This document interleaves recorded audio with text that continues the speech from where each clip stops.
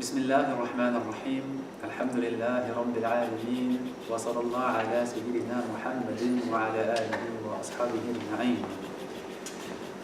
Les enseignements spirituels du prophète sont en réalité un ensemble d'enseignements qui ont trait à l'éducation spirituelle.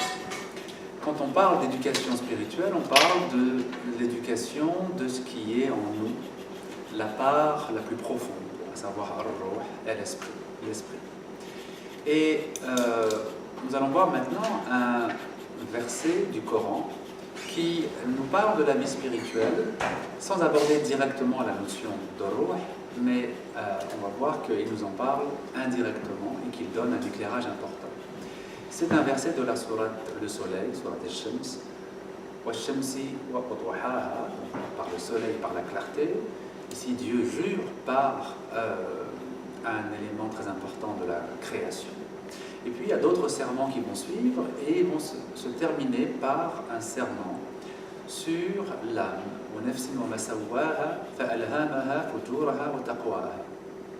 Par l'âme et par celui qui l'a bien harmonisé, il lui a inspiré sa part de perversité, sa part de piété. On a ici une affirmation très claire, à savoir que toute âme a une certaine dualité, possède en elle une dualité qui est de posséder une part de lumière et une part d'ombre, une part de fujur. Le mot arabe fujur, que traduit souvent par perversité, c'est en fait cette tendance à sortir de la norme, sortir du chemin tracé. D'ailleurs, le mot Fajr, qui veut dire l'aube, est de la même racine, et finalement, le mot Fajr veut dire le moment où la lumière sort des ténèbres de la nuit, où elle se distingue des ténèbres de la nuit. Ça veut donc dire que le Fujur, c'est le rejet de la norme selon laquelle nous avons été créés, autrement dit, le rejet de la volonté divine. Le Fujur, la perversité, c'est l'abandon, le rejet de la volonté du Créateur. Ce verset donc nous parle de cette dualité et nous enseigne qu'il n'est aucun homme qui ne possède pas en lui cette dualité.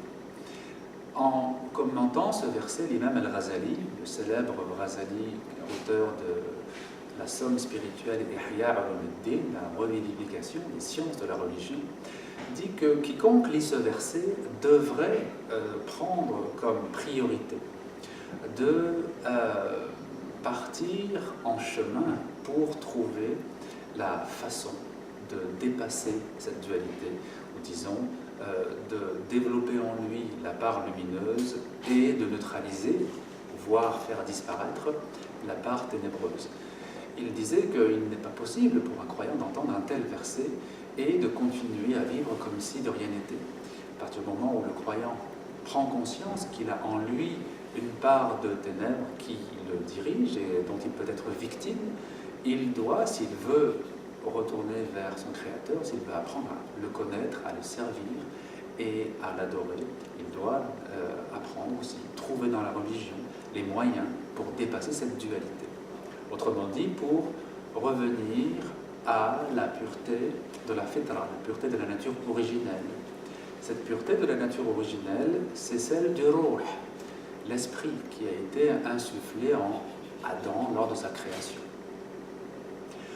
Donc ce verset de la sourate Shams est vraiment un des fondements de la connaissance de soi en islam, un des fondements nécessaires pour apprendre à cheminer, et une des bases sur lesquelles cette connaissance de soi va venir se construire. Et nous aurons l'occasion peut-être dans d'autres interventions de pouvoir revenir sur cette notion clé de la notion de ruh, la notion d'esprit.